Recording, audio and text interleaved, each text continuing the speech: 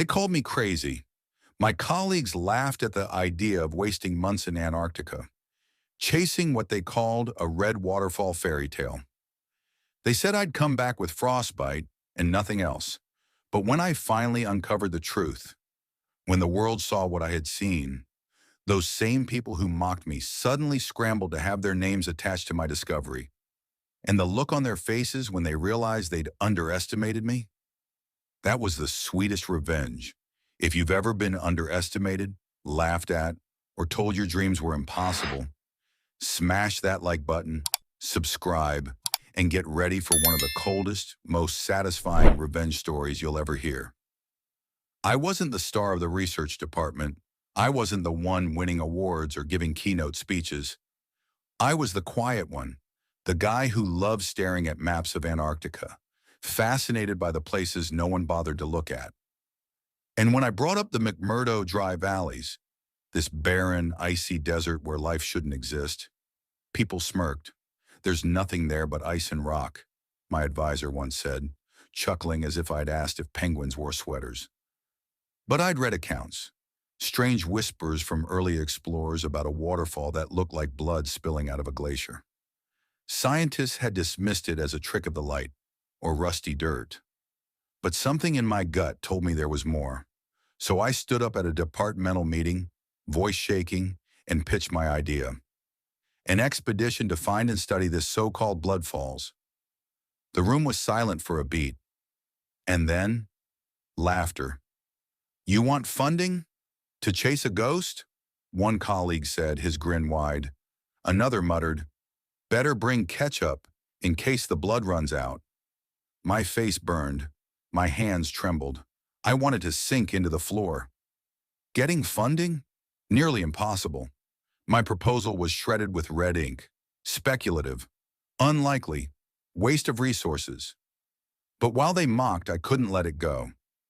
I spent sleepless nights combing old journals, satellite photos, chemical surveys. Every clue pulled me deeper. Meanwhile, my colleagues, they doubled down. "Still chasing fairy tales, huh?" they'd say in the cafeteria. "Don't freeze out there. Or do. At least then your career and your body will match." The disrespect was constant, gnawing. It wasn't just professional, it was personal. One night I sat alone in the lab, staring at a grainy satellite image of Taylor Glacier. A faint reddish streak glowed against the white. That was it. Proof. My pulse raced. My throat went dry. My chest ached with something between fury and exhilaration. They think I'm a joke, I thought. Fine. Let them laugh. I'll bring back something they can't ignore. That was the night the fear melted into resolve. No more begging for approval. No more waiting for permission. If no one believed me, I'd go anyway. I scraped together grants, favors, even personal savings. I wasn't supposed to lead an expedition, but somehow I pulled it off. The journey was brutal. Antarctica doesn't forgive weakness. My beard froze stiff. My eyelashes clumped with ice. The wind howled like it wanted to flay me alive.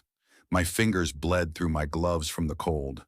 Every step into the dry valleys felt like dragging chains. No penguins, no seals, no sound. Just emptiness. And yet deep inside, fire burned. Every gust of wind whispered the laughter of my colleagues. Every frozen mile I remembered the sneers. If I die here, I thought, at least I'll die proving I had more guts than they ever did. Then, it happened. We reached Taylor Glacier, and there it was, a stream of water, deep red, spilling out of the ice like an open wound in the earth. I dropped to my knees.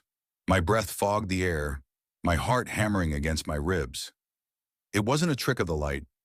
It wasn't rusty dirt. It was blood falls. We tested it. The water was iron-rich, locked under the glacier for thousands of years. When it hit oxygen, it turned red. And inside it, tiny organisms, bacteria that had survived for over 1 million years without sunlight, without oxygen. Life, where life shouldn't exist. I felt tears freeze on my cheeks. I whispered, "We did it." In that moment, every insult, every smirk, Every mocking laugh. It all shattered. Back home, the news exploded. Headlines screamed, "Ancient life discovered in Antarctica's bloodfalls." TV anchors marveled. The public was stunned. And my colleagues, the ones who laughed, who mocked, who dismissed me, suddenly their smiles were gone.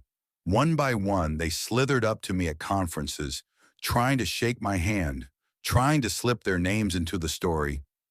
"We always believed in you. I knew you were onto something." You know what I learned? Sometimes revenge isn't yelling back. It isn't fighting fire with fire. It's surviving the storm. It's walking into the impossible, coming back with proof, and forcing the world to eat its own words. Bloodfalls wasn't just a discovery of life in the harshest place on Earth. It was proof that no matter how many people laugh at you, if you don't quit, the day will come when they can't laugh anymore. If this story gave you chills, hit that like button and tell me in the comments, what's the most satisfying revenge you've ever seen? And of course, subscribe for more stories where the underestimated finally get the last laugh.